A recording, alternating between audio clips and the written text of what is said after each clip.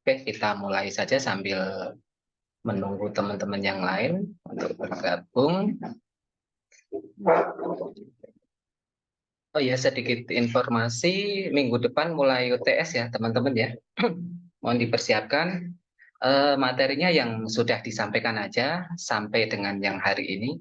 Nah, untuk hari ini mohon diperhatikan ada tugas untuk membuat resume atau catatan kuliah aja.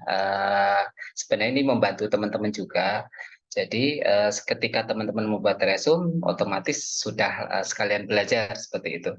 Nanti seperti yang saya kirimkan di apa namanya grup WA, jadi mohon dikirimkan paling lambat jam 10 lah ya paling, atau jam ya mungkin sekitar jam 10 lewat dikit nggak masalah, atau mungkin jam 10.15 lah mungkin bisa dikirimkan via email.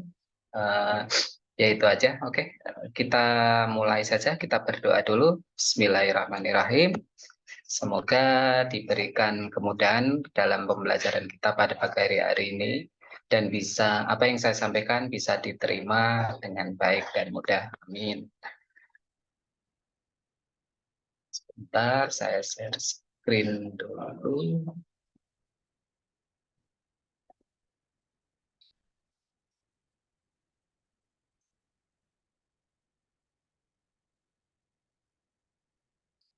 Gimana kabar teman-teman? Sehat semua?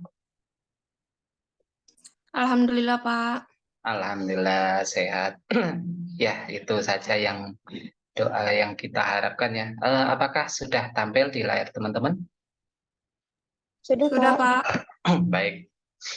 Ya, mudah-mudahan justru saya malah yang agak kurang sehat, tapi nggak apa-apa. Masih ada sedikit batuk sih. Nah, jadi untuk pertemuan kita pada pagi hari ini, kita akan mencoba membahas terkait dengan pengantar COVID. Apa itu COVID? COVID itu singkatan dari Control Objective for Information and Related Technology. Mungkin dari namanya ada yang pernah dengar teman-teman? Apa itu COVID? Di pertemuan sebelumnya sempat saya singgung sedikit ya, atau mungkin ada yang masih ingat.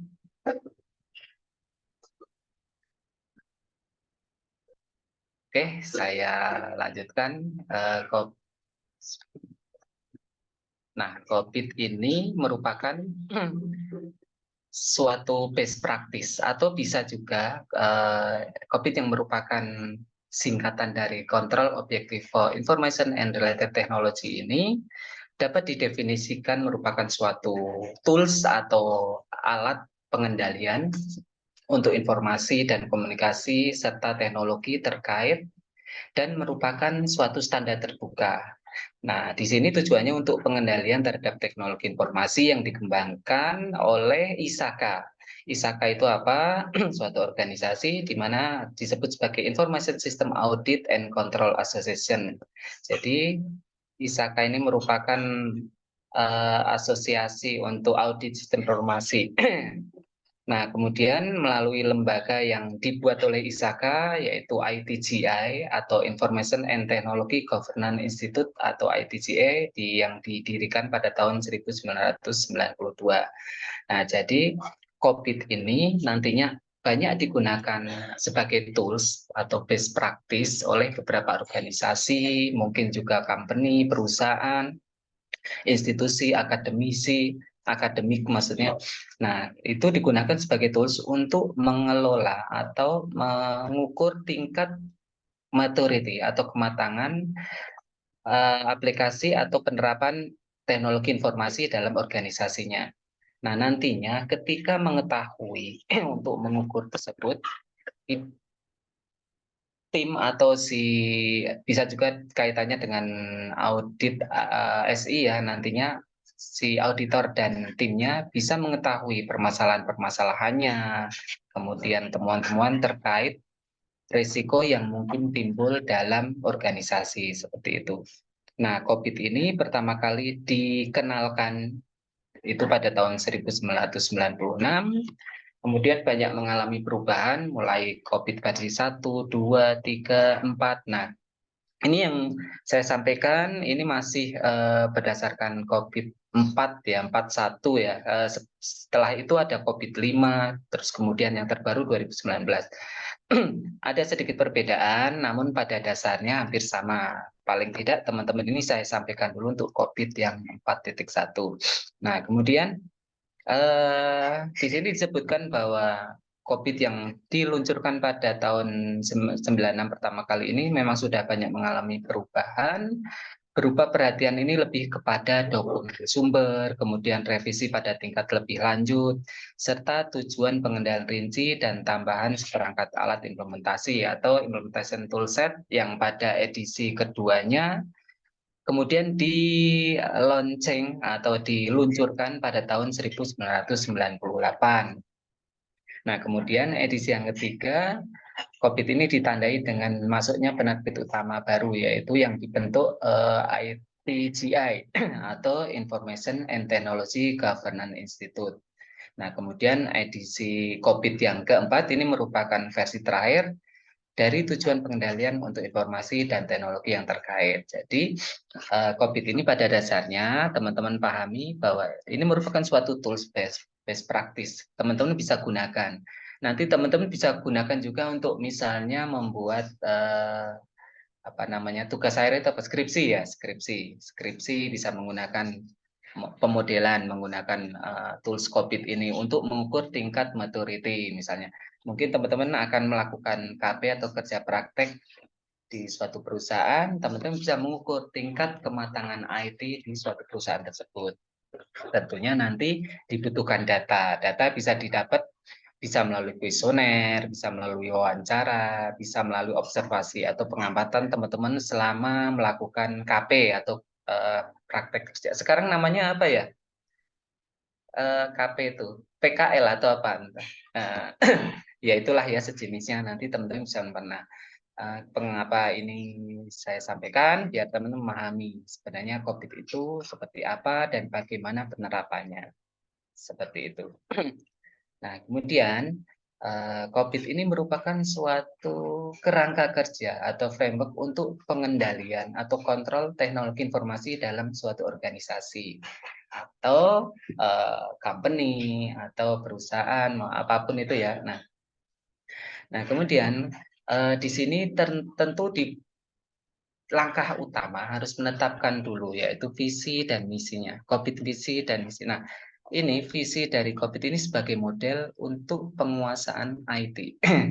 Maksudnya bahwa ketika kita menerapkan COVID untuk mengukur suatu kematangan atau tingkat maturity level, tingkat kematangan penerapan IT. Apakah IT itu yang merupakan suatu aset dalam suatu organisasi sudah benar-benar selaras untuk mendukung visi dan misi company atau organisasi. Nah, di sini peran dari COVID.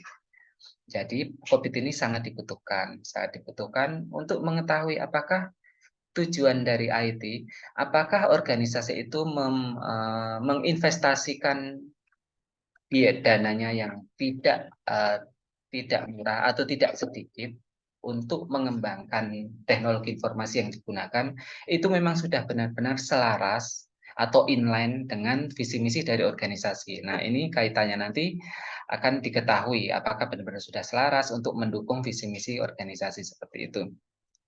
Nah, visinya COVID seperti itu, kemudian misinya ini adalah untuk melakukan penelitian, kemudian melakukan pengembangan, publikasi, dan promosi, baik itu terhadap kontrol objektif dari teknologi informasi yang secara umum dapat diterima di lingkungan internasional untuk pemakaian sehari-hari, baik oleh manajer, auditor, terus top manajemen, ataupun pekerja di lapangan dari organisasi tersebut. Ini merupakan visi dan misi dari COVID. Nanti teman-teman kalau misalkan ada pertanyaan, silahkan langsung open mic ya, atau bisa via Zoom, chat Zoom. Oke, saya lanjutkan. Sebentar. Ini yang hadir baru 4 orang ya, mudah-mudahan. Mungkin mohon bantuan teman-teman di apa namanya, diingatkan di grup WA supaya yang lainnya segera bergabung. Baik, saya lanjutkan. Nah, untuk framework dari atau kerangka kerja COVID, nah ini ada beberapa aspek utama, yaitu sumber daya IT atau IT resources atau proses IT processes, dan persyaratan bisnis atau business requirement. Di sini kita lihat IT resources itu berupa apa saja. Nah, di sini bisa saja berupa data. Data ini semua data yang dimiliki oleh organisasi bisa dikatakan sebagai resources atau IT resources. Kemudian apalagi berikutnya adalah sistem informasi. Semua sistem informasi yang sudah dikembangkan di suatu organisasi ini juga merupakan sumber daya dari organisasi, dan ini merupakan aset harus dijaga. Kemudian berikutnya ada teknologi yang digunakan, baik itu di bagian jaringan, network, teknologi terkait dengan pengembangan sistem informasinya, teknologi untuk aplikasi yang digunakan, dan sebagainya. Kemudian ada sarana prasarana. Nah, maksudnya di sini adalah facilities atau semua fasilitas, sumber sarana dan prasarana yang dimiliki oleh organisasi itu juga merupakan sumber daya. Nah, kemudian yang terakhir ada human resources atau SDM, sumber daya manusia. Ini juga sangat penting. Sumber daya manusia ini harus dikelola dengan baik. Nah, karena ini merupakan sumber daya IT dari suatu organisasi. Nah, kemudian IT proses atau proses IT itu apa saja? Nah, IT proses ini yang akan dijelaskan dalam COVID. Di sini ada 4 proses utama. Yang pertama adalah PO, Plan on and Organize. Nah, disingkat PO, Plan and Organize. Kemudian yang kedua adalah AI atau Acquire and Implement. Yang pertama tadi perencanaan dan pengorganisasian. Kemudian yang kedua pengadaan dan implementasi, ini acquire and implement. Kemudian yang ketiga deliver and support atau disingkat DS. Di sini bagaimana pengantaran dan dukungan.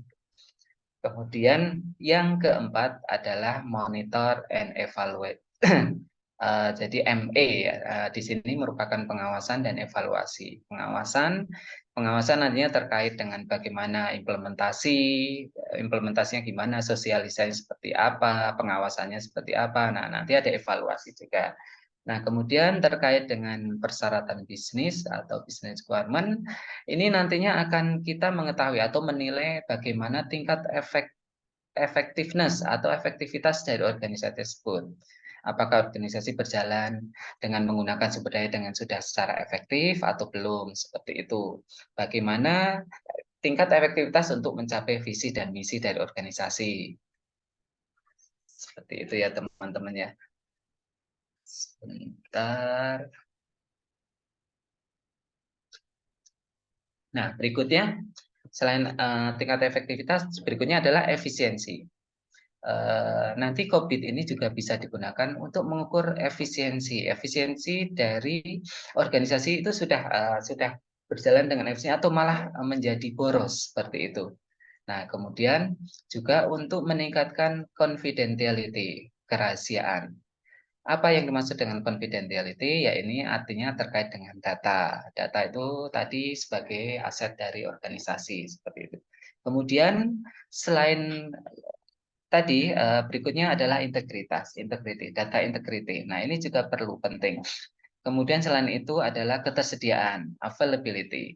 Kemudian compliance atau pemenuhan, apakah sudah memenuhi apa yang dijadikan standar dari organisasi untuk menjalankan organisasi untuk mencapai visi misi, apakah sudah memenuhi SOP-nya, kemudian panduannya, standar yang digunakan seperti itu.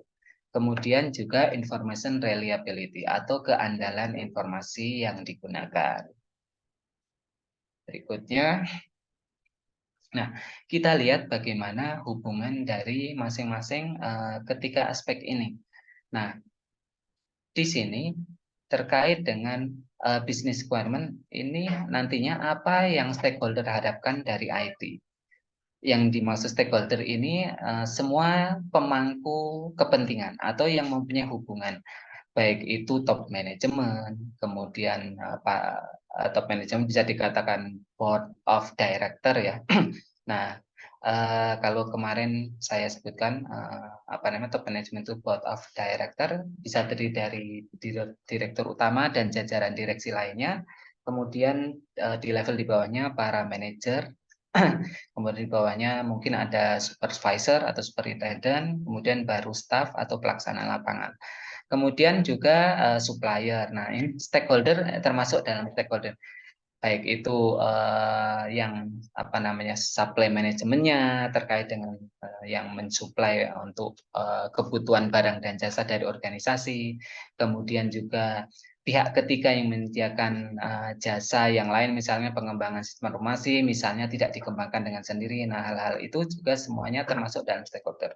Maupun instansi atau apa namanya organisasi lain yang punya hubungan, mungkin hubungan kerjasama, hubungan dalam apa namanya mengembangkan bisnis yang sama, misalnya mungkin pengembangan untuk penelitian produk yang sama seperti itu semua dalam satu stakeholder. Nah, nantinya stakeholder ini apa yang diharapkan dari IT yang sudah diterapkan dalam organisasi. Nah, tentunya ini yang ya diantaranya ini harapannya yaitu effectiveness, efisiensi, confidentiality, integrity, availability, compliance, dan information reliability.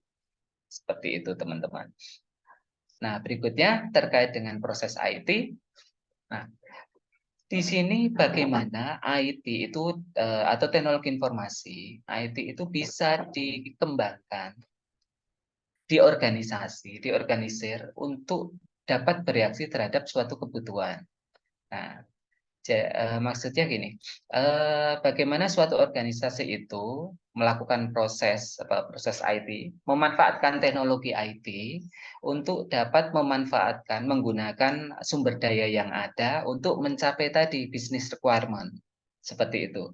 Jadi maksudnya di sini adalah IT proses ini yang akan menggunakan ini sebagai katakanlah sebagai input ya, sebagai sumber dayanya ini digunakan untuk mencapai ini business goal atau business requirement seperti itu. Nah, prosesnya ini ada PO, AI, DS, dan ME, monitoring and evaluate ya ini tadi.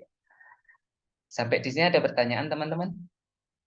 Kalau belum ada, saya Belum ada, lanjutkan. Pak. Nah, iya baik. Nah, kemudian ini tersedianya sumber daya IT. Nah, ini tadi sudah jelas. Jadi, bila kita melihat, teman-teman melihat dari gambar yang ada di layar teman-teman, di sini hubungan antara sumber daya IT, proses IT, dan business requirement. Ya, ini prosesnya ini ada PO, AI, DS, dan ME di mana proses ini yang akan memproses menggunakan sumber dayanya, IT resources, untuk mencapai tujuannya ini, business requirement. Seperti itu ya.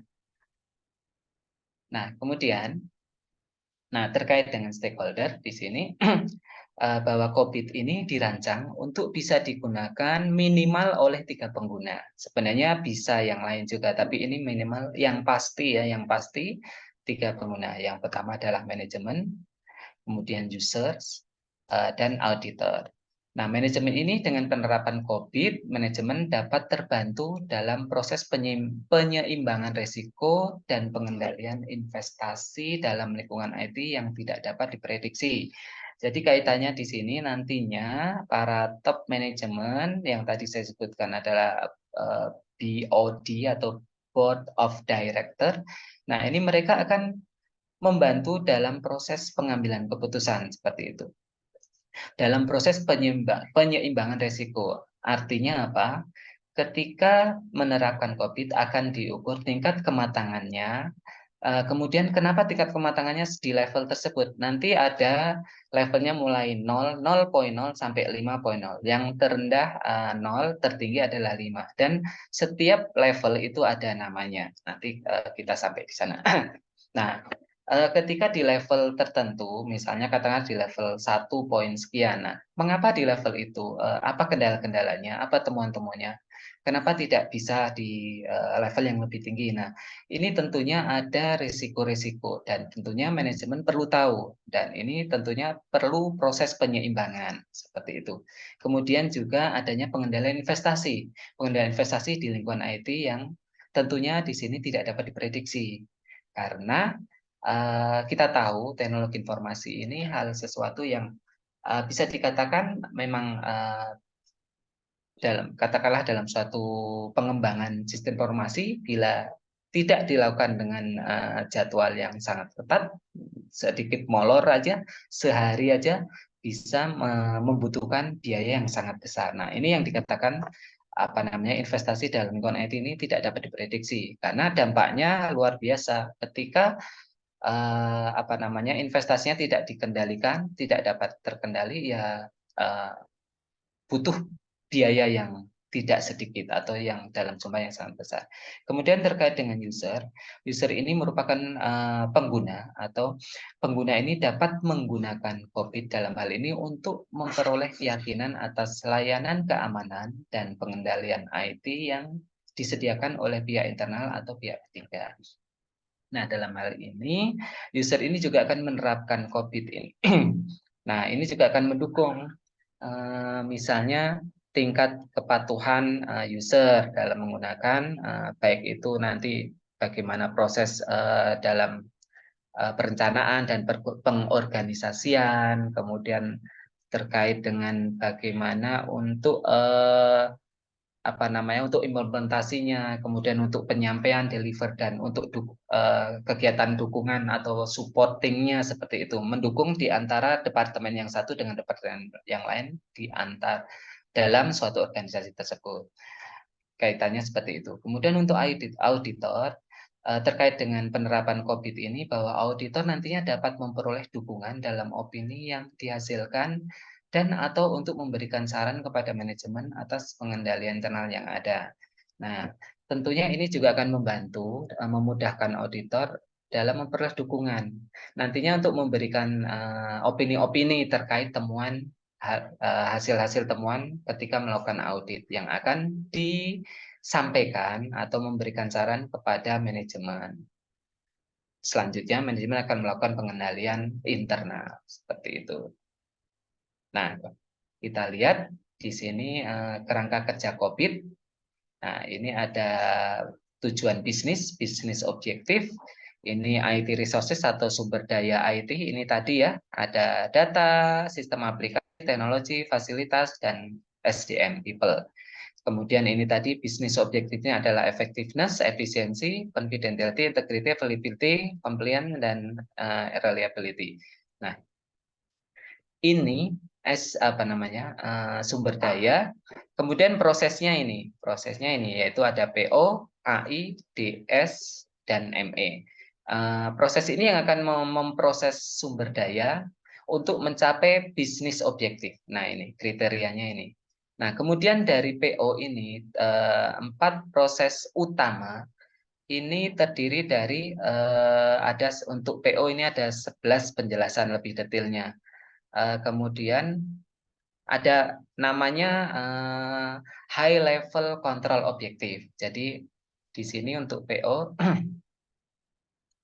apa namanya? Ini ada prosesnya high level control objektif itu sebentar nanti di slide berikutnya. Di PO ada PO, kemudian PO ini ada 11 proses, kemudian AI ini ada 6 ya. DS ini ada sekitar 13 dan ME di sini disebut M saja ya kodenya ya. M ini ada 4 proses. Seperti ini plan on organize ini di breakdown, dipecah lagi. Ini adalah perencanaan dan pengorganisasian. Nah, ini dipecah lagi nanti PO1 ada define a strategic IT plan. Di sini prosesnya PO1 adalah untuk mendefinisikan bagaimana perencanaan strategis untuk teknologi informasi dalam organisasi. Kemudian PO2 bisa dibaca ya teman-teman ini ya yang agak kecil ya. PO2 ini define the information architecture. Ini menetapkan arsitektur informasi seperti itu. Kemudian PO3-nya ini determine the technological direction. Nah, ini menetapkan arahan apa namanya teknologi. Kemudian yang keempat menetapkan organisasi dan hubungan dan organisasi teknologi informasi. Kemudian yang kelima ini memanage investasi TI, dan selanjutnya ini dijabarkan satu persatu.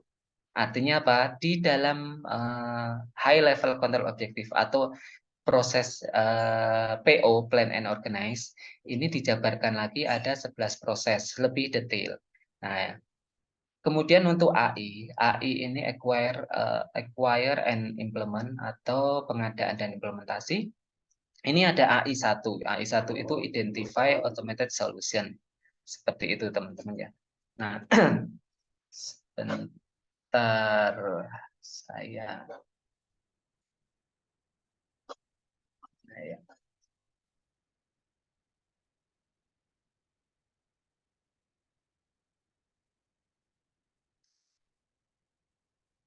saya lanjutkan dulu yang ini deh. Nanti saya carikan contohnya. Saya belum buka filenya saya. Nah, AI1, kemudian AI2 ada acquire and maintain application software. Nah, ini proses pengadaan dan maintenance perawatan untuk aplikasi software, kemudian pengadaan untuk perawatan infrastruktur, teknologi infrastruktur, terus pengembangan prosedur perawatan IT, kemudian pemasangan instalasi dari sistem akredit, kemudian managing, memanage, mengorganisasi setiap perubahan. Nah, ini terkait dengan proses yang ada di acquire and implement. Kemudian untuk proses yang DS, deliver and support, ini ada define service level. Kemudian memanage untuk layanan pihak ketiga. Nah, pihak ketiga itu mungkin bisa dari misalnya penyuplai barang dan jasa atau hal-hal organisasi lain yang terkait punya hubungan dengan organisasi yang kita kelola. Kemudian manage performance and capacity. Ini memanage kinerja dan kapasitas, kemudian memastikan layanan berkelanjutan, kemudian memastikan keamanan sistemnya, kemudian DS6 ini mengidentifikasi pembiayaan, dan seterusnya ya, ini sampai 11. Ini ada memanage setiap insiden dan problem, kemudian memanage konfigurasi, memanage data, memanage facility, dan memanage operasi. Kemudian terkait dengan ME atau monitor and evaluate, ini di breakdown atau dipecah dalam 4 proses kecil. Yang pertama adalah monitor proses, ini untuk monitoring proses yang ada dalam organisasi. Kemudian assess internal control adequacy. Nah, ini kecukupan untuk melakukan penilaian dalam kontrol internal. Kemudian juga ada obtain independent assurance untuk mendapatkan jaminan secara independen. Kemudian profit independent audit untuk menyediakan proses audit yang independen. Nah, ini penjabaran dari setiap high level control objektif dari 4 proses yang ada dalam framework COVID. Nah, mungkin teman-teman masih sedikit belum ada gambaran ya. Kita menginjak ke slide berikutnya akan lebih jelas. Oh, ini. Nah, ini tujuan pengendalian COVID. COVID ini terdiri atas 4 tujuan pengendalian tingkat tinggi atau tadi yang disebut sebagai high level control objective, yaitu PO tadi, plan and organize atau perencanaan dan pengorganisasian. Kemudian yang kedua adalah AI, pengadaan dan implementasi, acquire and implement. Kemudian yang ketiga ini adalah deliver and support, penyampaian layanan dan dukungan. Kemudian yang keempat adalah ME, monitor and evaluate atau monitor dan evaluasi. Ini 4 proses utama yang ada dalam COVID. Berikutnya kita menginjak dalam PO, Planning and Organization.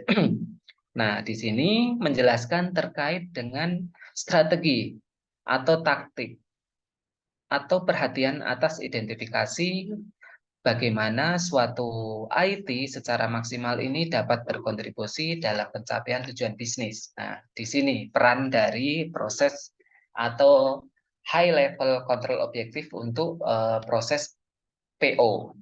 Jadi di sini kaitannya untuk mengidentifikasi apakah IT itu sudah maksimal dapat berkontribusi dalam pencapaian visi misi organisasi atau pencapaian tujuan bisnis. Nah, kemudian selain itu, di sini realisasi dari visi strategis ini perlu direncanakan, perencanaannya harus baik, kemudian dikomunikasikan maksudnya didiskusikan ya di antara para manajemen, user maupun auditor ataupun dengan stakeholder yang lain. Kemudian dikelola untuk berbagai perspektif yang berbeda. Nah, terakhir, sebuah pengorganisasian atau pengelolaan yang baik serta infrastruktur teknologi harus ditempatkan di tempat yang semestinya. Nah, proses dalam domain ini, dalam domain PO ini ada beberapa, yaitu tadi 11 ya. Yang pertama menetapkan rencana strategi TI, kemudian menetapkan susunan informasi, kemudian menetapkan kebijakan teknologi. Nah, ini saya balik ke sebentar. Nah, ini yang 11 ini ya penjelasannya ya. Yang PO1 sampai PO11. Nah, ini. Kemudian mengelola investasi IT, ini belum menetapkan hubungan dan organisasi TI, kemudian mengomunikasikan arah dan tujuan manajemen, mengelola sumber daya manusia, memastikan pemenuhan keperluan pihak eksternal, kemudian menaksir atau memprediksi resiko, mengelola proyek, dan mengelola kualitas. Ini yang dibahas di dalam domain PO. Seperti itu. Kemudian kita menginjak ke domain berikutnya, yaitu AI atau Acquisition, Acquire and Implementation. Acquire and Implement atau Acquisition and Implementation. Nah, di sini dalam rangka merealisasikan strategi IT, maka solusi dari IT itu perlu diidentifikasi, kemudian dikembangkan atau diperoleh. Selanjutnya diimplementasikan dan diintegrasikan dalam proses bisnis. Nah, ini tugas dari top management. Mereka yang perlu mengidentifikasi solusi IT, strategi IT-nya seperti apa. Nah, strategi IT ini tentunya ya melalui solusi IT yang dibutuhkan seperti apa, kemudian dikembangkan, diperoleh, setelah diperoleh ya diimplementasikan dan terintegrasi atau kemudian juga ada pengawasan penerapannya seperti apa, sudah berjalan sesuai yang diharapkan atau belum. Kalau belum, kendalanya apa? Kalau tahu kendalanya apa, ditelusuri penyebabnya apa, cari solusinya seperti itu. Nah, selain itu perubahan serta pemeliharaan sistem yang ada ini harus dicakup dalam domain ini terkait dengan perubahan dan pemeliharaan sistem. Semua sistem yang dikembangkan, pemeliharaannya harus ada di sini, dijelaskan di sini di domain AI. Juga perubahannya seperti apa, pengembangannya seperti apa. Ini untuk memastikan bahwa siklus hidup akan terus berlangsung untuk sistem-sistem ini. Seperti itu ya teman-teman ya. Nah, langkah-langkah dalam domain ini ada 6, yaitu yang pertama mengidentifikasi solusi secara terotomatisasi. Kemudian mendapatkan dan memelihara software aplikasi, mendapatkan dan memelihara infrastruktur teknologi, mengembangkan dan memelihara prosedur, memasang dan mengakui sistem, serta mengelola perubahan. Nah, ini yang ada di AI. Berikutnya yang ketiga yaitu DS atau Delivery and Support. Nah, domain ini fokus utamanya adalah pada aspek penyampaian atau pengiriman. Pengiriman dari IT domain, dari IT maksudnya. Pengiriman penyampaian dari IT yang ada dalam suatu organisasi. Nah, domain ini mencakup area-area seperti pengoperasian aplikasi-aplikasi dalam sistem IT dan hasilnya. Maksudnya hasilnya ya bagaimana setelah menggunakan aplikasi-aplikasi tersebut. Apakah bisa mendukung visi misi organisasi, maksudnya organisasi dalam mencapai visi misi, apakah masih selaras atau inline dengan tujuan bisnis dari organisasi dan sebagainya. Dan juga proses dukungan yang memungkinkan pengoperasian dalam sistem IT tersebut dapat dilakukan dengan efektif dan efisien. Nah, proses dukungan ini merupakan termasuk dalam satu isu atau permasalahan keamanan dan juga pelatihan. Nah, di sini beberapa proses dalam domain ini. Yang pertama, ini ada 13 ya, 13 proses. yaitu yang pertama menetapkan dan mengelola tingkat pelayanan. Nah, kemudian mengelola pelayanan kepada pihak lain, kemudian mengelola kinerja dan kapasitas, kemudian memastikan pelayanan yang kontinu, memastikan keamanan sistem, melakukan identifikasi terhadap atribut biaya, kemudian memberikan pelatihan kepada user, yang kedelapan melayani konsumen IT, kemudian mengelola konfigurasi atau susunan, kemudian mengelola permasalahan dan insiden, kemudian ke-11 adalah mengelola data, ke-12 mengelola fasilitas, dan yang terakhir mengelola operasi. Ini semua proses yang ada dalam domain delivery and support. Nah, domain berikutnya adalah ME, Monitoring and Evaluation. Nah, semua proses IT ini tentu saja perlu dinilai secara teratur sepanjang waktu, terus-menerus dan berkelanjutan, continue. Jadi tidak hanya tahun ini aja, tahun depan juga harus diulang lagi seperti itu untuk mengetahui apakah ada ketidakselarasan atau masih selaras nggak sih investasi IT yang sudah dikembangkan dengan biaya yang tidak murah seperti itu. Nah, kemudian selanjutnya adalah untuk menjaga kualitas dan pemenuhan atas syarat pengendalian. Nah, di sini maksudnya biar masih terpenuhi untuk proses pengendaliannya, masih terpenuhi terhadap syarat-syarat pengendalian atau pengendalian internal, pengendalian kemarin ya yang di pertemuan sebelumnya ya. Nah, domain ini nantinya akan menunjuk pada perlunya pengawasan manajemen atas proses pengendalian dalam organisasi serta penilaian independen yang dilakukan baik itu oleh auditor internal maupun eksternal atau yang diperoleh dari sumber-sumber alternatif lainnya. Nah, ini terkait dengan kegiatan atau proses monitoring and evaluasi. Monitor dan evaluasi. Nah, proses apa aja yang ada dalam domain ini? Yang pertama adalah memonitor proses. Proses yang ada dalam organisasi ini perlu dimonitor. Apakah sudah berjalan sesuai yang diharapkan atau belum. Kemudian memprediksi atau menaksir kecukupan pengendalian internal. Apakah proses pengendalian internalnya sudah cukup dilakukan atau belum, seperti itu. Kemudian untuk mendapatkan kepastian yang independen. Nah, ini tentunya jaminan atau kepastian independen apakah sudah diperoleh atau belum. Kemudian yang keempat, menyediakan IT governance atau tata kelola IT atau audit yang independen. Tata kelola yang independen atau audit yang independen, seperti itu. Nah, berikutnya konsep pengendalian COVID. Konsep pengendalian COVID, di mana di sini bahwa kebijakan COVID yaitu di mana kebijakan, kemudian prosedur, praktik, dan struktur organisasi yang dirancang untuk memberikan keyakinan yang wajar, di mana bahwa dalam suatu organisasi, tujuan organisasi itu dapat dicapai dan hal-hal yang tidak diinginkan atau isu-isu permasalahan ini dapat dicegah atau dideteksi dan diperbaiki. Jadi kebijakan COVID seperti itu. Jadi saya ulangi, ini merupakan suatu kebijakan, prosedur itu SOP ya, praktek atau standar, best practice, kemudian struktur organisasi ini yang dirancang untuk bisa memberikan suatu keyakinan yang wajar dalam suatu organisasi sehingga tujuannya itu dapat dicapai dan hal-hal yang apa namanya yang tidak diinginkan yang menjadi kendala dapat dicegah, dideteksi dan diperbaiki seperti itu. Itu yang dimaksud dengan kebijakan dari COVID. Sedangkan dalam tujuan pengendalian COVID ini sudah mendefinisikan sebagai berikut, yaitu suatu pernyataan atas hasil yang diinginkan atau tujuan yang ingin dicapai dengan mengimplementasikan prosedur pengendalian dalam aktivitas IT tertentu.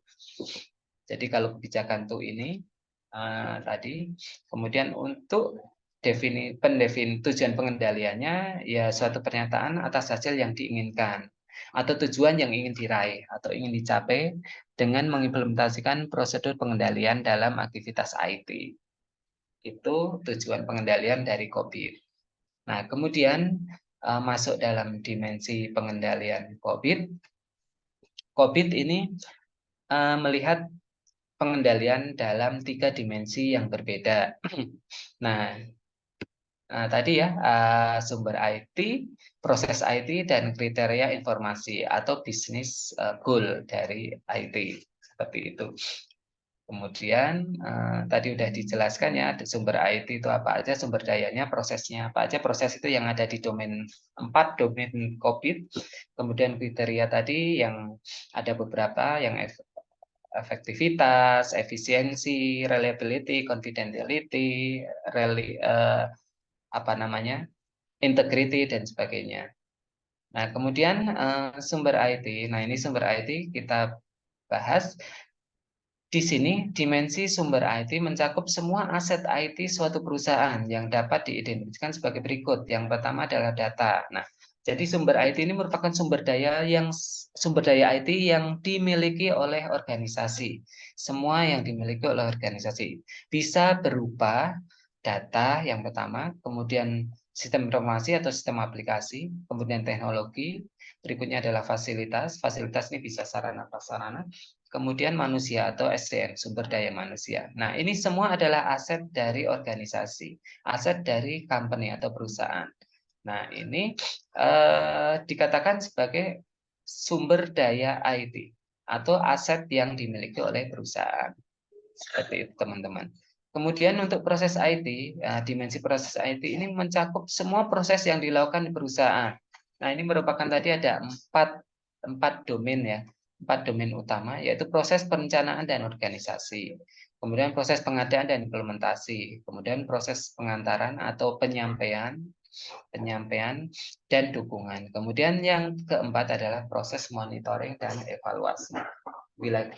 Untuk mempermudah mengingatnya, yang pertama itu proses PO, kemudian proses AI, proses DS, kemudian ini proses ME, seperti itu ya. Nah, berikutnya terkait dengan kriteria informasi atau business requirement, tujuannya. Nah, ini ada efektivitas, efisiensi, kerahasiaan, integritas, ketersediaan, kepatuhan, keakuratan informasi. Nah, apa itu yang dimaksud dengan efektivitas?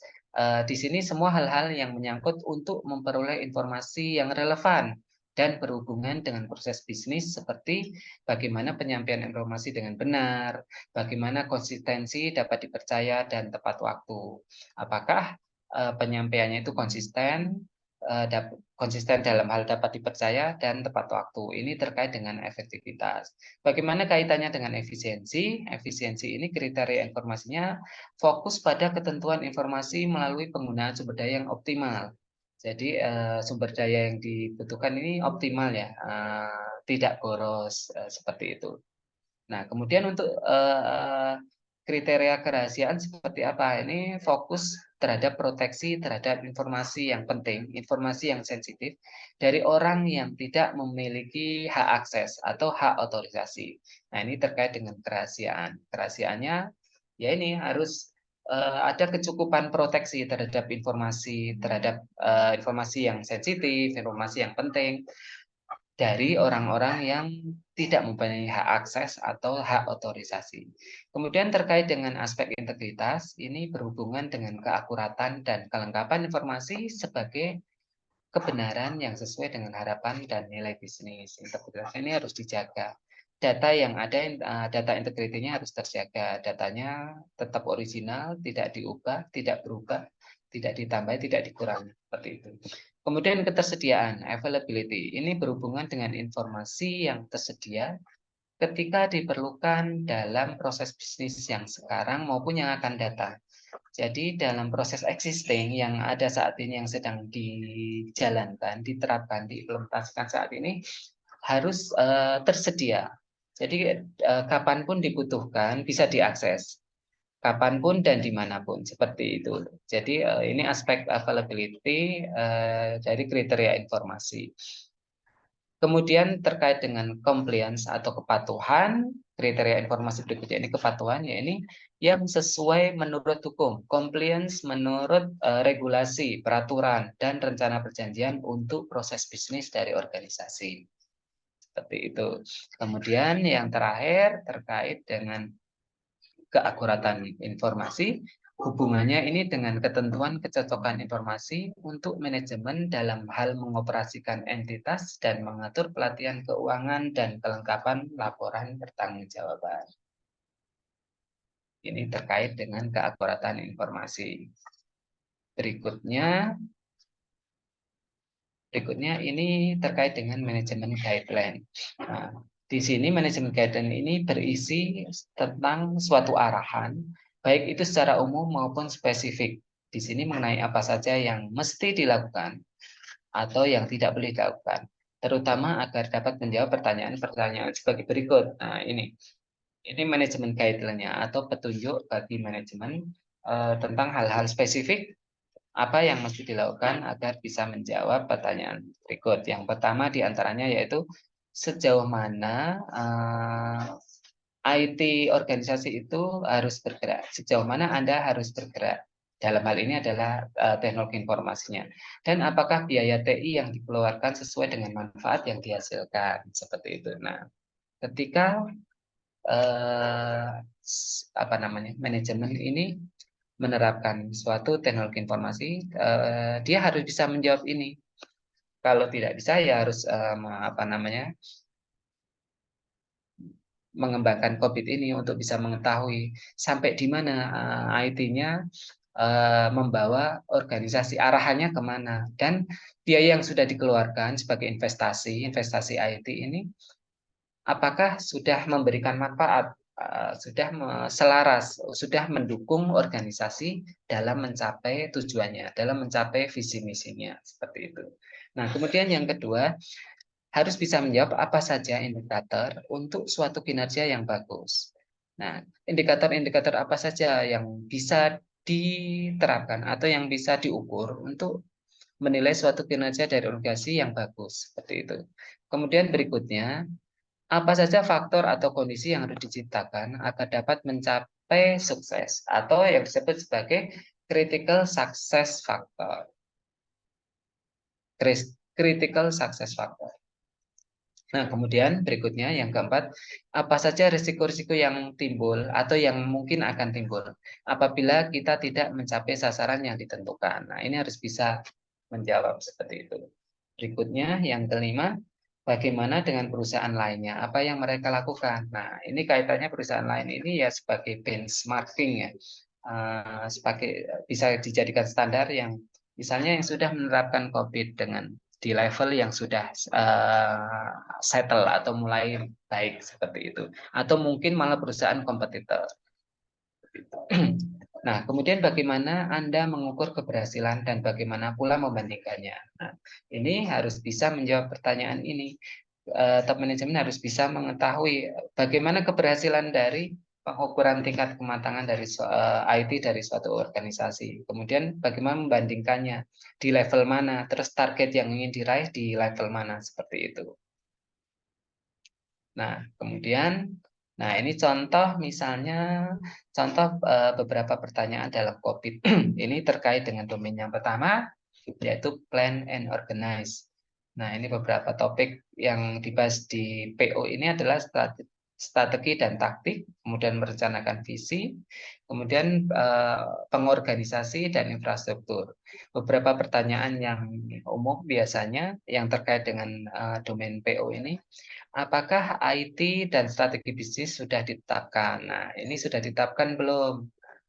Kemudian, apakah perusahaan sudah menggunakan secara maksimum sumber dayanya? Nah, ini hal-hal ini sangat penting. Ketika suatu organisasi atau perusahaan itu belum menerapkan strategi dan bisnis IT, ya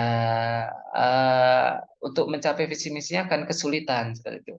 Harusnya ditetapkan dulu visi misi. Nah, strateginya seperti apa? Strategi bisnis atau strategi IT-nya untuk mencapai visi misi itu seperti apa? Kemudian perusahaan sudah menggunakan belum sumber dayanya secara maksimal. Kalau tidak, ya pengeluaran perusahaan menjadi boros, tidak terkendali seperti itu. Kemudian, apakah semua orang dalam organisasi sudah memahami sasaran IT? Nah, ini sebaiknya tugas top manajemen tadi kan mendiskusikan semua sasaran IT, semua tujuan atau strategi bisnis dan IT, strategi bisnis dan strategi IT seperti itu ya. Nah, itu didiskusikan, kemudian disosialisasikan ke seluruh semua orang yang ada dalam organisasi sehingga mereka dapat memahami, kita targetnya seperti ini. dan nantinya harus untuk melakukan proses-proses sesuai dengan domain COVID, ya mematuhi ada tingkat compliance, kepatuhan terhadap SOP, best practice, panduan, seperti itu, standar yang digunakan. Nah, kemudian pertanyaan berikutnya, apakah risiko IT sudah dipahami dan diatur dengan baik? Nah, semua risiko-risiko IT yang sudah timbul, yang akan timbul, ya itu perlu dipelajari. Kalau belum tahu yang akan timbul seperti apa, ya dipersiapkan. Artinya ketika akan ketemu, ya akan dipelajari, dicari penyebabnya, kemudian cari solusinya. Yang sudah pernah, paling tidak sudah disiapkan untuk mengantisipasinya. Kalau misalkan belum pernah, ya dipelajari juga untuk dimitigasi. Artinya dimitigasi ya meskipun berdampak, efeknya tetap berdampak, tapi paling tidak sampai level yang masih bisa diterima. Sampai di accepted level seperti itu. Kemudian pertanyaan berikutnya, apakah mutu sistem IT ini sudah sesuai dengan kebutuhan bisnis? Nah, kebutuhan bisnis ini apakah sudah tersesuaikan dengan mutu dari sistem IT yang diterapkan, diimplementasikan? Sudah selaras, mendukung untuk kebutuhan bisnis, seperti itu. Nah, ini hal-hal ini yang kaitannya berhubungan dengan domain plan and organize. Berikutnya, terkait dengan apa namanya domain berikutnya yaitu acquirement dan implementation. Nah, ini topik-topik terkait dengan solusi IT, kemudian perubahan dan pemeliharaan, kegiatan perubahan dan pemeliharaan. Nah, pertanyaan-pertanyaan yang terkait dengan domain ini diantaranya, apakah proyek baru dapat memberikan solusi terhadap kebutuhan bisnis? Nah, apakah proyek baru dapat memberikan solusi terhadap kebutuhan bisnis? Nah, ini. Kemudian, apakah proyek baru dapat selesai tepat waktu dan sesuai anggaran? Nah, ini kaitannya tentang penjadwalan atau pengorganisasian proyek. Proyek baru ini memberikan solusi enggak terhadap kebutuhan bisnis, terhadap permasalahan bisnis yang ada di organisasi. Kemudian juga penyelesaiannya bagaimana? Apakah sudah tepat waktu sesuai dan sesuai anggaran? Apa anggarannya malah jadi melonjak lebih besar? Atau mungkin malah juga penyelesaian proyeknya molor seperti itu. Nah, hal-hal semacam itu perlu diperhatikan. Apakah sistem kerja yang baru bisa diterapkan dengan baik? Nah, sistem kerja yang dikembangkan yang baru sudah bisa diterapkan dengan baik atau belum. Kemudian apakah perubahan yang dibuat tidak merepotkan kegiatan bisnis yang berjalan. Nah, ini juga memanage perubahannya, apa namanya, change management ini, manajemen perubahan ini juga perlu apa namanya, dikelola dengan baik. Karena perubahan yang sudah dibuat jangan sampai menjadi apa namanya, kendala atau merepotkan kegiatan bisnis yang eksisten atau yang sedang berjalan. Berikutnya terkait dengan deliver and support, di mana topik-topik terkait dengan DS ini adalah layanan pengantaran dan dukungan dan layanan dukungan. Kemudian dukungan proses penyusunan, kemudian pengolahan sistem aplikasi. Nah, beberapa questions yang terkait dengan domain DS ini atau deliver and support di antaranya adalah apakah layanan IT yang diberikan sesuai dengan prioritas bisnis. Nah, layanan IT yang diberikan ini sudah sesuai belum dengan prioritas bisnis, dengan bisnis goal seperti itu. Kemudian apakah biaya IT dapat dioptimalkan? Bila biaya IT masih membengkak, masih belum hemat, belum optimal, belum efisien, nah itu ini harus dioptimalkan. Ini diketahui dari penerapan COVID ini. Kemudian apakah pekerja mampu menggunakan sistem IT lebih produktif dan aman? Nah, ini juga perlu apa namanya, deliver dan support. Di sini sistem IT yang sudah dikembangkan, yang berjalan, apakah sudah menjadikan para pekerja, para pegawai itu menjadi lebih produktif dan aman seperti itu. Kemudian berikutnya, apakah keamanan, integritas, dan ketersediaan sudah pada tempatnya? Nah, ini terkait dengan aspek CIA, confidential, CIA. C-nya confidentiality atau keamanan, I-nya itu integritas atau integrity, E-nya itu availability atau ketersediaan. Nah, aspek CIA ini sudah apa namanya, sudah pada tempatnya apa belum? Sudah selaras belum? Sudah sesuai atau belum? Nah, seperti itu. Nah, ini pada proses deliver and support. Berikutnya pada domain yang terakhir. Domain yang terakhir ini monitor and evaluate. Beberapa topik terkait di domain ini adalah penilaian overtime, jaminan pengiriman, kemudian sistem pengendalian manajemen kesalahan, nah kemudian pengukuran pekerjaan. Nah, beberapa pertanyaan terkait dengan domain ini.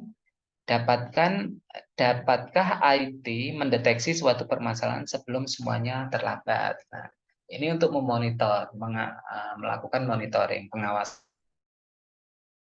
IT yang sudah diterapkan, yang sudah diinvestasikan oleh organisasi, strategi IT, ini mampu nggak mendeteksi permasalahan sebelum semua permasalahan atau risiko dari organisasi itu berkembang, atau bisa dikatakan sebelum semuanya menjadi terlambat. Nah, ini harus perlu dikelola dengan baik. Jadi di sini memang harus bisa mendeteksi permasalahan-permasalahan yang akan muncul sebelum terlambat.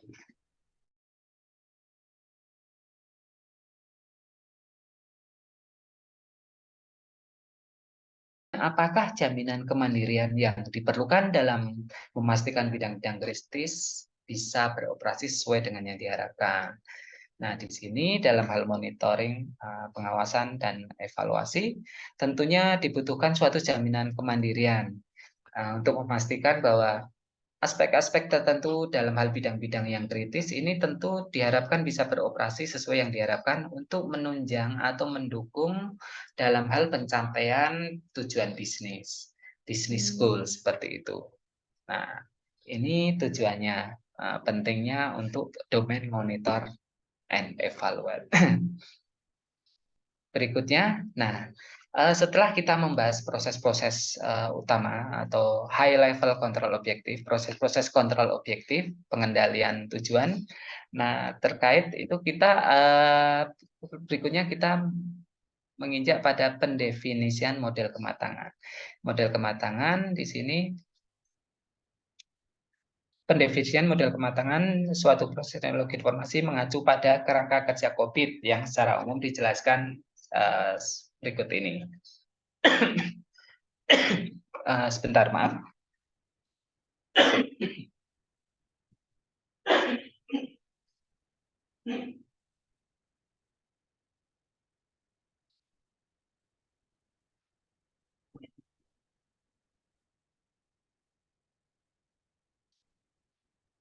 Sebentar ya, teman-teman.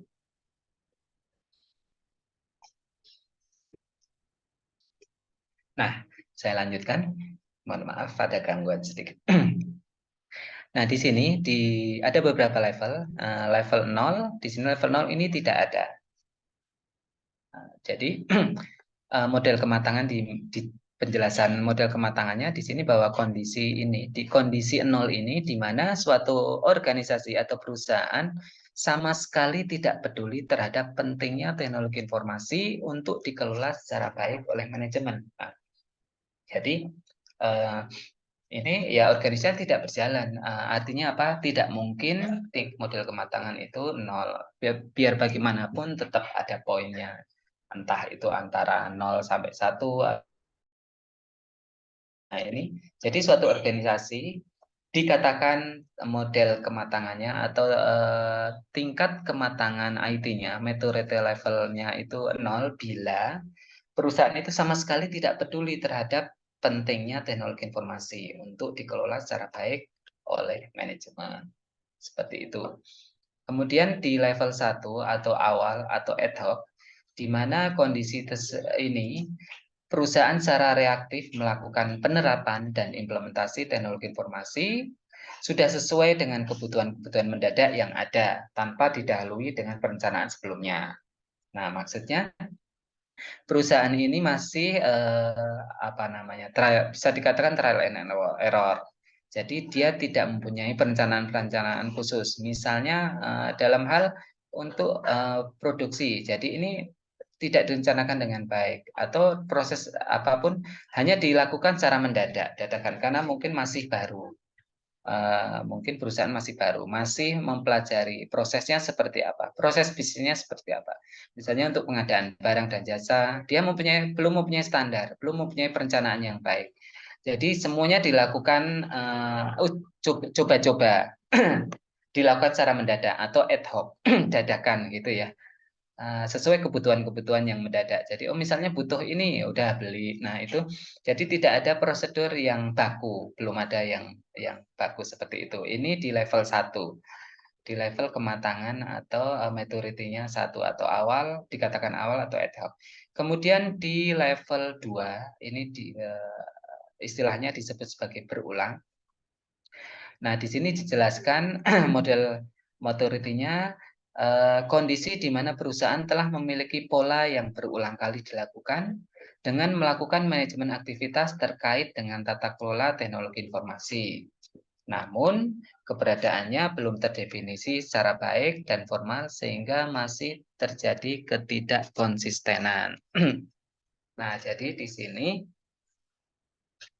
perusahaan, suatu organisasi tersebut sudah mulai mempelajari ya, mempelajari dalam hal-hal proses yang sudah dilakukan sebelumnya, yang awalnya dilakukan dengan dadakan atau ad hoc karena sudah berulang.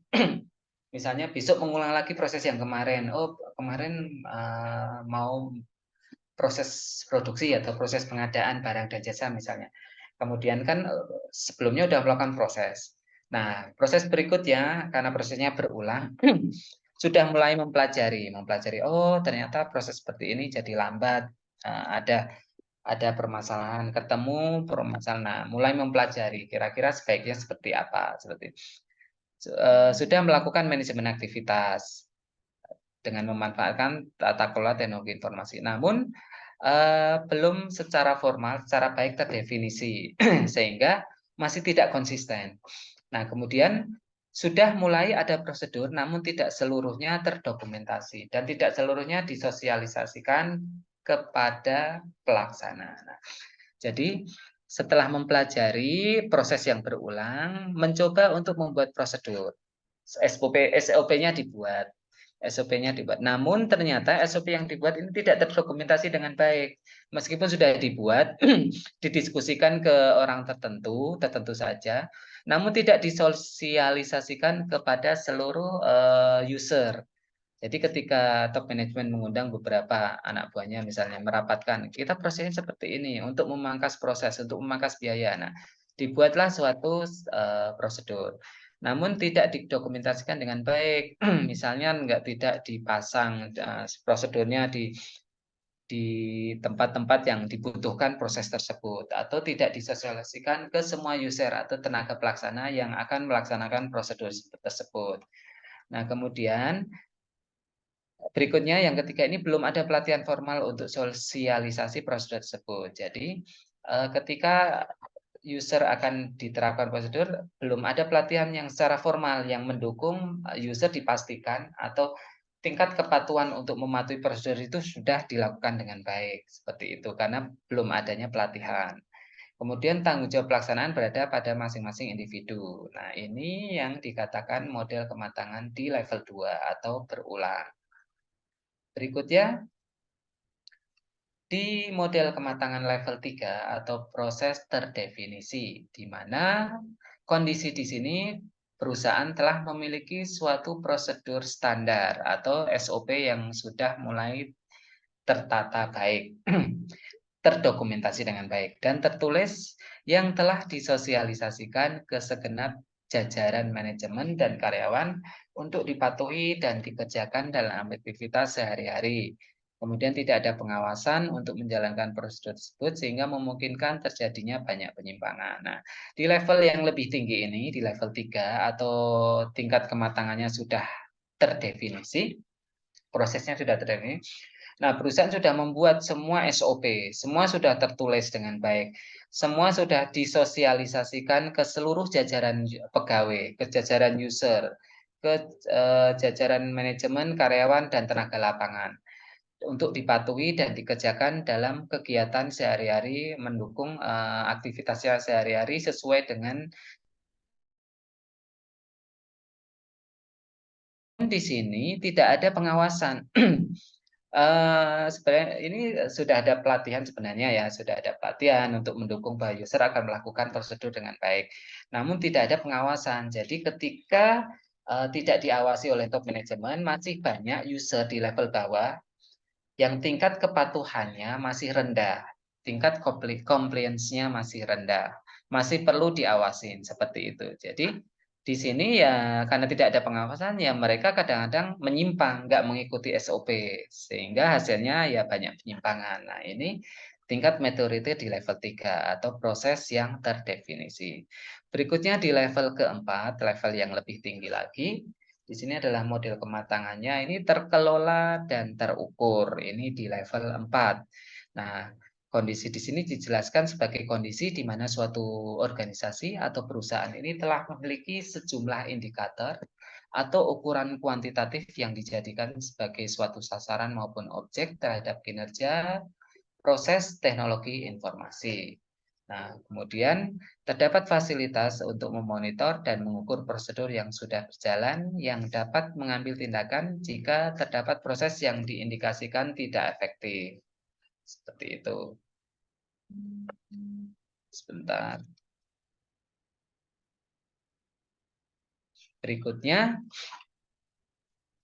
proses ini diperbaiki secara terus-menerus, continue, dan dibandingkan dengan praktek-praktek terbaik lainnya. Kemudian terdapat perangkat bantu dan otomatisasi untuk pengawasan proses. Nah, jadi di level 4, level yang lebih tinggi lagi, di sini prosesnya sudah terus diperbaiki.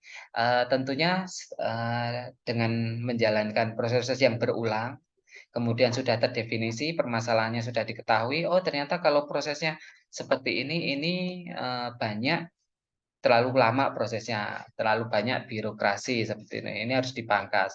Ternyata proses seperti ini membutuhkan biaya yang banyak. Nah, ini harus hal-hal semacam ini sudah dikelola dan diukur di level keempat.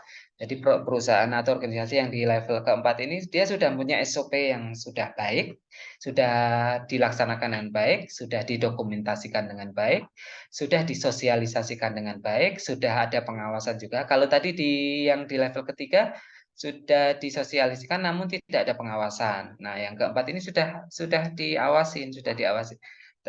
Juga sudah ada perangkat alat bantu, tools perangkat bantu untuk proses pengawasan, pengawasan. Ini di level keempat. Berikutnya ini di level terakhir, level yang paling tinggi. Level yang paling tinggi ini model kematangan, ini optimis. Ini organisasi atau perusahaan ini sudah menganggap merasa optimis, levelnya udah 5, ini sudah maksimal. Nah, di sini kondisi di mana perusahaan dianggap sudah mampu menerapkan atau mengimplementasikan tata kelola manajemen teknologi informasi yang mengacu pada praktek terbaik. Nah, ini sudah mengacu pada praktek-praktek terbaik dari teknologi informasi.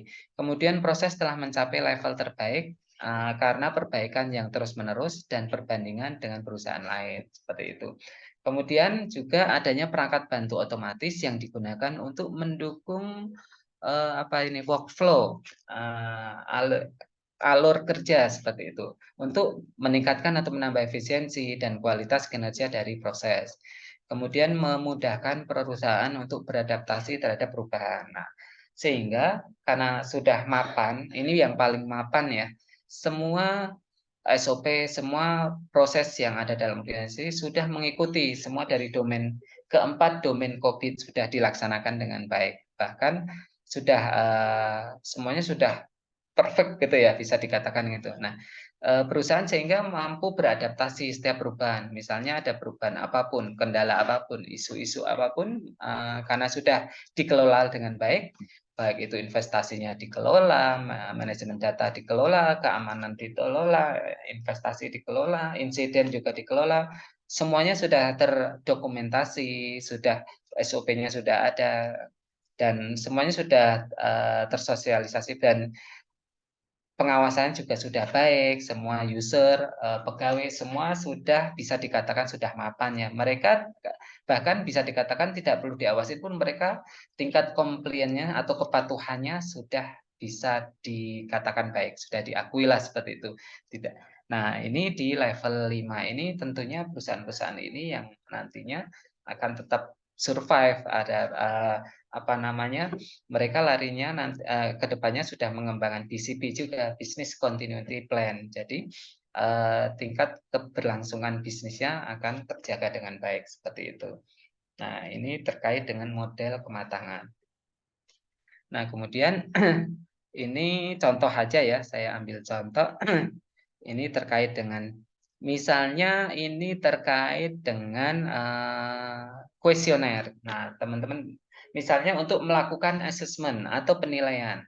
Nah, ini sebentar, nah ini untuk materi saya sudah selesai, nanti coba saya carikan contoh. Ini dulu, sampai di sini ada pertanyaan nggak teman-teman? Terkait dengan pengantar atau pengenalan COVID, kontrol objektif for Information and Related Technology. Ada pertanyaan sampai di sini?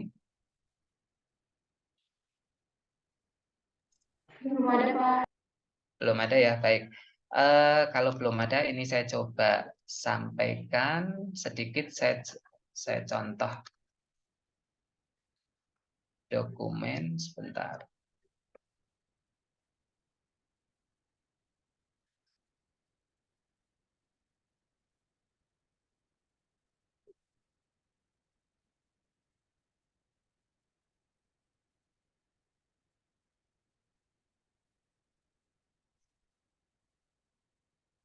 Apakah sudah tampil teman-teman?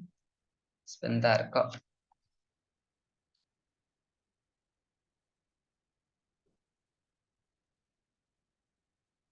Sudah, Pak. Sudah ya? Sebentar. Ini saya kasih contoh untuk apa namanya, penerapan dalam suatu apa namanya, COVID dalam suatu organisasi.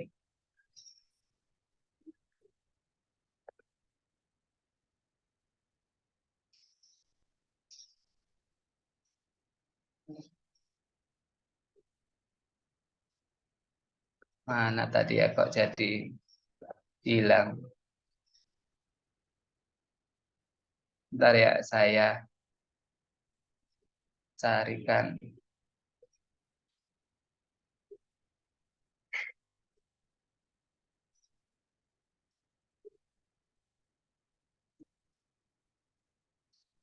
Nah, misalnya teman-teman ingin mengukur, ini contoh aja ya, mengukur suatu apa namanya, suatu tingkat kematangan IT, IT dalam suatu organisasi. Nah, teman-teman nanti bisa menggunakan domain-domain yang ada dalam COVID, COVID tadi ya, baik itu PO. Sebentar, ini kok saya tadi udah siapkan malah yang halaman. Karena saya tadi baca-baca sebentar.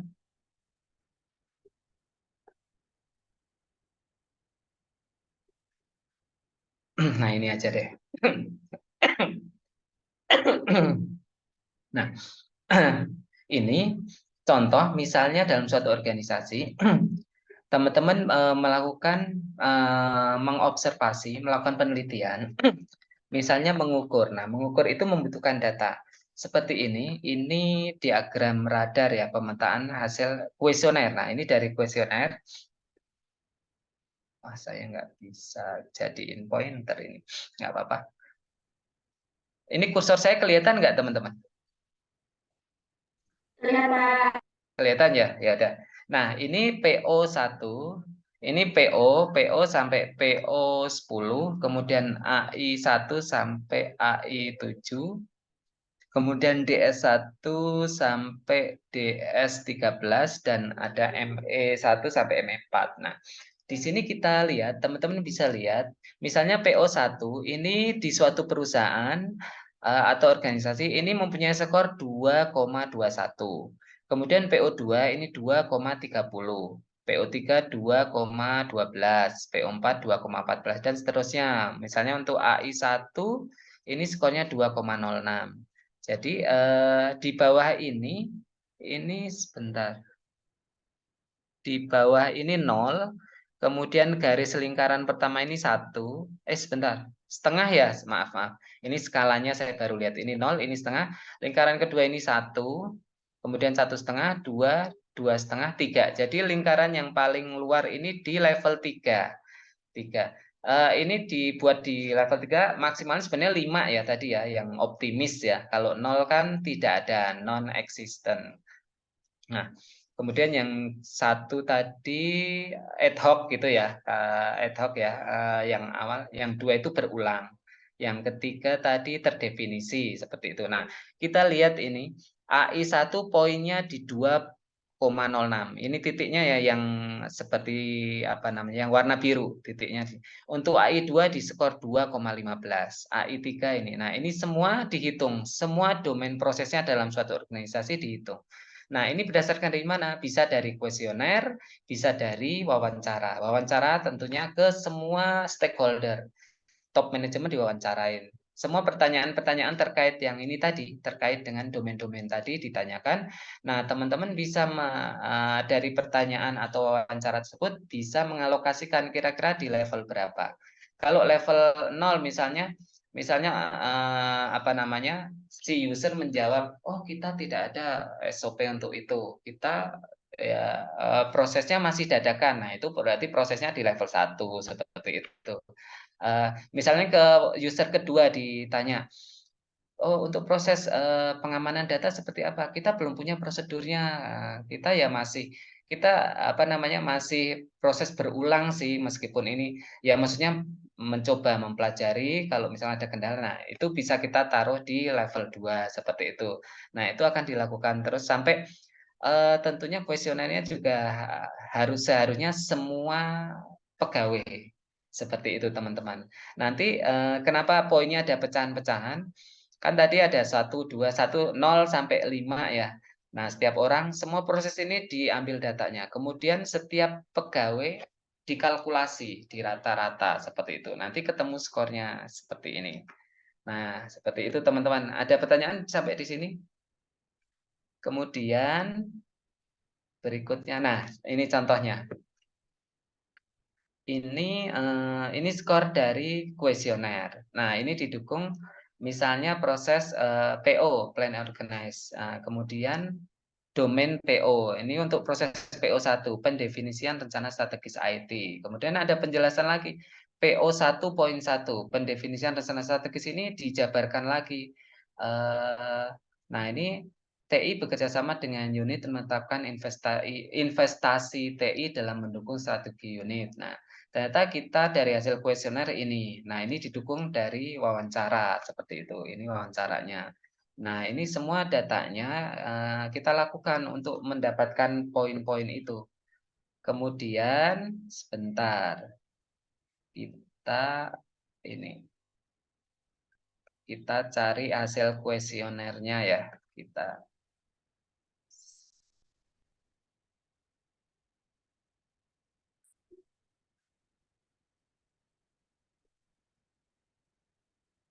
sebentar.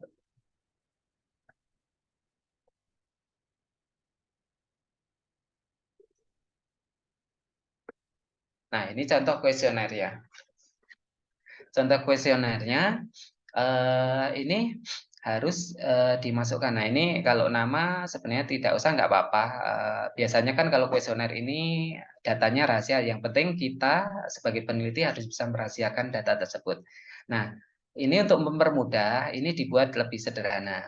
Ini saya buat lebih sederhana. Ini misalkan 0 bila tidak ada proses sama sekali gitu. Ini untuk memudahkan yang mengisi kuesioner. 1, bila proses masih sesuai dengan kebutuhan secara mendadak dan tidak terorganisir. Tadi ya, ini menjabarkan ini aja. Kemudian level 2, bila telah mempunyai pola proses namun belum terstandarisasi dan masih banyak penyimpangan. Ini 2 ini yang tadi berulang. Ini yang 1 ad hoc gitu kan. Yang 3, bila telah ada standar baku namun belum terintegrasi dan belum ada pengawasan dalam pelaksanaannya. Nah, ini level 3. 4, bila standar telah diterapkan, terintegrasi, dan kemajuan kinerja telah diukur, serta terdapat perbaikan berkesinambungan. Namun masih terbatas pada proses atau unit tertentu. Jadi misalkan dalam departemen tertentu menerapkan ini, namun di departemen lain belum, seperti itu. Nah, di level 5, bila telah berkomitmen terhadap proses yang ada, supaya dapat menjadi suatu pedoman yang dapat terus dikembangkan. Terdapat pengelolaan TI secara menyeluruh, termasuk bagaimana solusi terhadap masalah dan tindakan koreksinya. Nah, ini menjabarkan semua. Ini pertanyaan-pertanyaan. Nah, nanti kuesionernya suruh mengisi ini. Misalnya proses PO1. Dia mempelajari, melihat apakah ini TI bekerjasama dengan unit menetapkan investasi TI dalam mendukung strategi unit. Nah, menurut dia di level berapa? Suruh si 0 sampai 5 ini definisinya. Apakah menurut dia, kalau memang menurut dia sudah ada standar yang baku, namun belum terintegrasi dan belum ada pengawasan, ya dia ngisi di sini. Ini checklist aja seperti itu. Nah, kemudian ini semua PO1, PO2 juga dijabarkan lagi. PO2 kan tadi ada pendefinisian arsitektur informasi. Nah, kemudian PO21-nya ini menetapkan model informasi untuk pengembangan aplikasi dan sebagai penunjang pengambilan keputusan. Apakah sudah dilakukan? Nah, di level mana kalau sudah dilakukan? Kalau belum, tidak mungkin juga. Kalau 0 tidak mungkin sama sekali. Ya, mungkin 1, 2, nah seperti itu. Aktif memelihara kumpulan data organisasi. Nah, apakah sudah dilakukan? Kalau memang sudah baik, misalnya sudah di level 4, ya diisi 4 seperti itu. Nah, nanti semuanya dikumpulkan. Nah, ini PO3, kemudian dan seterusnya ya, ini PO4 dan seterusnya. PO tadi ada sampai PO10 kalau nggak salah ya. PO10 ya benar. PO10 pun terpecah lagi.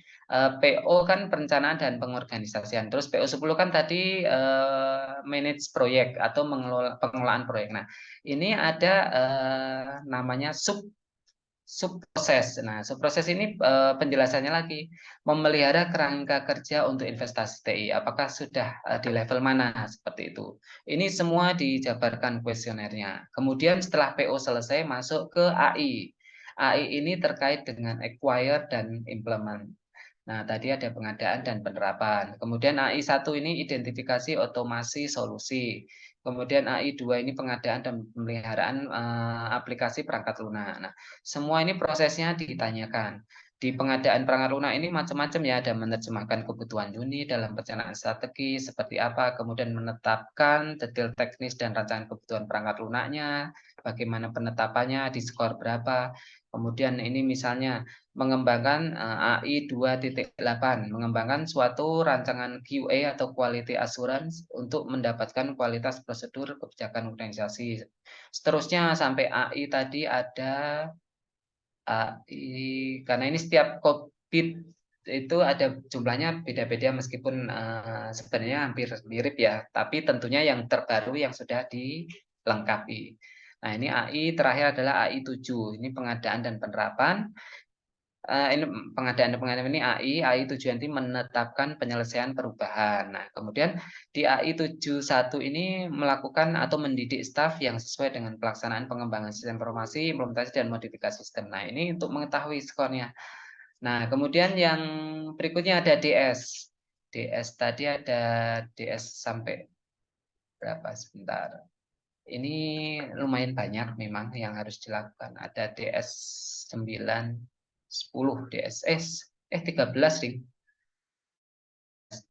DS13 ini pengelolaan operasi. Nah, ini 13 juga ada, ini 13.1, 13.2, 13.3, dan 13.4. Ini semua setiap responden mengisi kuesioner ini. Kemudian yang terakhir adalah ME, pengawasan dan evaluasi. Nah, ini ME1 ada 4 tadi ya, ME1, ME2, ME3, dan ME4. Dan masing-masing dari keempat ME juga mempunyai subproses.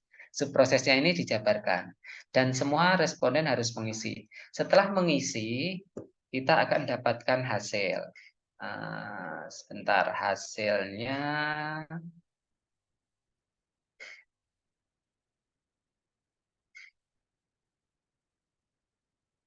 ini. Nah, teman-teman bisa lihat ya. Nah, ini contoh aja. Nah, dari PO ini jumlah responden. Ini kebetulan respondennya sebenarnya saya waktu itu mengukur ini mengambil 20 orang. Sebenarnya saya menyebarkan sekitar 30 kuesioner. Kemudian yang 10 saya anggap tidak valid karena apa namanya? Secara statistik deviasinya cukup tinggi, maksudnya eh, perbedaan dengan yang lainnya cukup tinggi, jadi yang 10 dianggap tidak valid dikeluarkan. Nah ini responden satu ini ada 20 orang. Nah, misalkan ini apa namanya? Dia mengisinya untuk PO ini skornya PO1, PO2, PO3. Nah, kemudian ini rata-ratanya. PO1-nya segini. 2,21 rata-rata dari keseluruhan ini tadi ya yang terlihat di yang tadi yang diagram radar. Untuk PO1 2,21, PO2-nya 2,30, kemudian PO3-nya 2,12 itu yang terlihat di gambar PO diagram radar tadi yang ada kayak jaring laba-laba. Sebentar. Ini yang ini ya. Nah, PO1 kan nih 2,21. Nah, ini hasil dari rata-rata 20 orang responden tadi. Nah, ini. Nah, ini dihitung skornya, kemudian dihitung jadi bisa di apa namanya?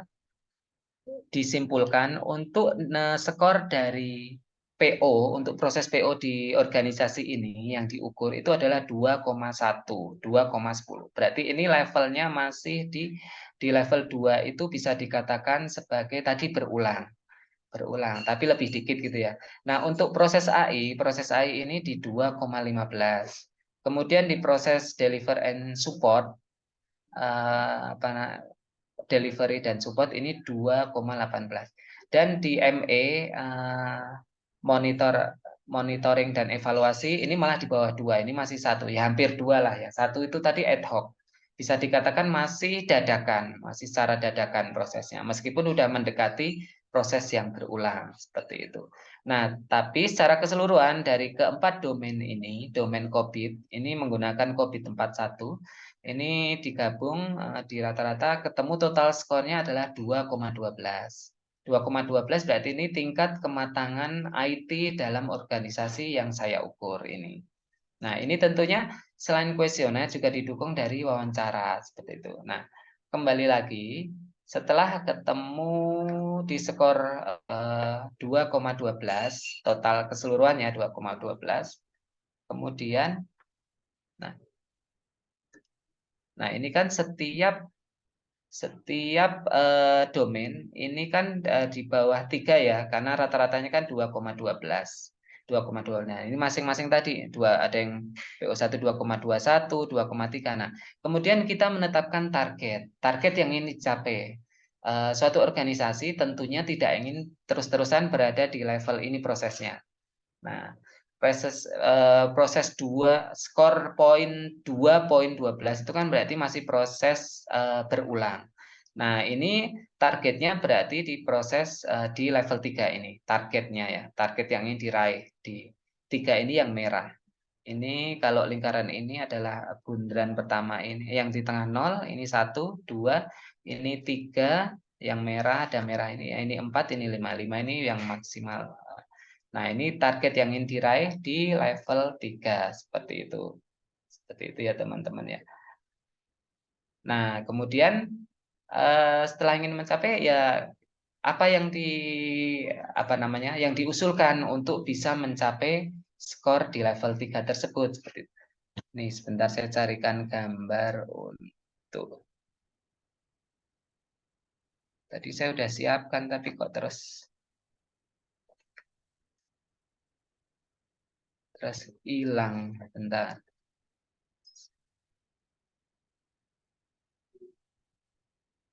Biar melihat antara skor saat ini dan target yang ingin diraih.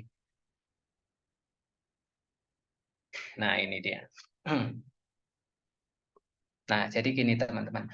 Nah, setelah mengukur, nah ini tadi ya, kalau 0 itu non-existent, ini inisial atau ad hoc, ini repeatable yang berulang, ya ini level 3 udah terdefinisi dengan baik. 4 ini manage, sudah ada pengawasan. Kalau define ini belum ada pengawasan, sehingga masih suka ada penyelewengan. Nah, kalau ini sudah lebih baik lagi. Nah, optimis ini sudah ada alat bantu lah untuk pengawasan. Nah, kalau yang kelima sudah optimis, bahkan sudah seluruh pegawainya sudah benar-benar compliance, sudah tingkat kepatuhannya sudah sangat tinggi seperti itu. Tapi ini memang jarang sekali yang full beneran 5. Rata-rata masih 4 koma lah rata-ratanya. Nah, ketika sudah diukur kemapanan IT saat ini di skor 2,12, kemudian menetapkan targetnya. Nah, untuk organisasi yang ini yang saya ukur tingkat kematangan IT-nya ini di level 2,12. Katakanlah di sini ya. Nah, kita menetapkan targetnya. Target yang ingin dicapai di skor berapa? Kalau ingin mencapai 4 kan terlalu jauh. Tentu dibutuhkan effort yang luar biasa besar dan bisa jadi malah khawatirnya malah nggak bisa mencapai di level 4, malah proses-proses yang lain malah berantakan, khawatirnya malah semakin turun seperti itu. Maka yang apa namanya, yang masuk akal atau yang paling mudah diraih ya levelnya ini ditetapkan di level 3 atau define level. Karena ya tentu saja ini mempertimbangkan kondisi infrastruktur, arsitektur, sumber daya yang dimiliki perusahaan atau organisasi, apakah masih layak atau mampu. Ini pun sebenarnya juga berat karena duanya masih di 2,12. Kalau misalkan 2,5 atau 2,6 mungkin effortnya tidak seberat di yang di sini yang 2,2. Namun tidak perlu apa namanya organisasi tidak perlu berkecil hati. Nah, ini contoh untuk pengukuran tingkat kematangan suatu IT, tingkat kematangan IT dalam satu organisasi apakah masih selaras dalam mencapai target atau tujuan bisnis dari organisasi. Seperti itu teman-teman. Nah, kemudian setelah ditetapkan apa namanya? Tetapkan targetnya ini tadi. Ya, berikutnya tadi penetapan critical success factor. Nah, penetapan critical success factor ya ini kira-kira misalnya ini. Setiap proses TI yaitu PO misalnya PO1 ya. PO1 tadi skornya ini 2,21. Kemudian target yang ingin diraih 3 di level 3. CSF-nya apa? Atau tindakan action-nya atau measure atau tindakan koreksinya apa saja yang di strateginya kita usulkan. Ini yang saya usulkan ke suatu organisasi tersebut. Misalnya PO-nya ini PO1 hanya skor di 2,21. Untuk mencapai 3, ya saya mengusulkan ini membuat koordinasi berkala mengenai keselarasan perencanaan strategis antara pelaku atau staf TI dengan pelaku bisnis atau unit dalam suatu lembaga tersebut. Kemudian menetapkan prioritasi pada kerangka tujuan unit sesuai dengan persyaratan unit. Kemudian memastikan tiap definisi dalam rencana strategis IT secara terdokumentasi dan tersosialisasi pada seluruh pegawai atau staf. Nah, ini CSF ini yang kita susun, yang ini yang kita usulkan ke top manajemen seperti itu. Nah, sebenarnya kalau COVID ini hanya sampai sini aja, mengukur tingkat kematangannya aja untuk skornya. Kira-kira seperti itu teman-teman. Kalau ini yang saya susun sudah banyak sekali CSF-nya, udah detail setiap proses PO sudah ada. Ini karena untuk mempersingkat ya apa namanya PO-nya hanya sampai PO 4. Nantinya ada di lampiran ini, lampiran 4 seperti itu ya. Baik PO, AI, DS maupun apa namanya ME itu semua sudah ada. Sudah ada semua di lampiran 4 misalnya. Coba kita lihat ini lampiran 1.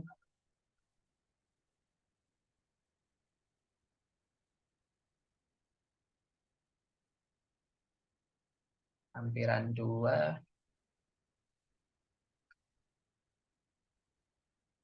Nah, ini yang lampiran 4-nya. Setiap setiap apa namanya? Setiap proses di diusulkan CSF-nya untuk bisa mencapai skor tersebut. Nah, ini lampiran 4. Ini detailnya ini. Tadi kan kalau di halaman depan ini lampiran sampai PO4 aja. Nah, ini udah sampai PO10. Nah, ini PO10. Ini CSF-nya, usulan-usulannya untuk bisa mencapai skor ini. Kemudian AI juga begitu. AI 1 sampai AI tadi berapa ya? 8 apa 7. Ini usulan CSF-nya. Kemudian DS-nya, DS sampai DS13. Usulan-usulannya seperti itu. Sampai ME ini ada 4 ya. Nah, ini. Jadi total ada sekitar 94 CSF. Ada CSF seperti itu. Sampai di sini ada pertanyaan teman-teman?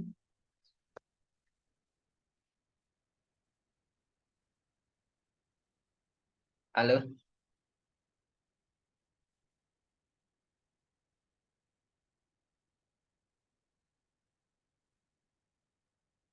Halo, apakah ada pertanyaan? Tidak ada, Pak. Baik. Mungkin materinya sudah ya sampai di sini ya. Sebentar saya absensi. Oh ya, nanti jangan lupa untuk tugasnya. Tugasnya dikirimkan via email untuk membuat resume atau catatan pertemuan hari ini. Sebentar saya absen sebentar ya.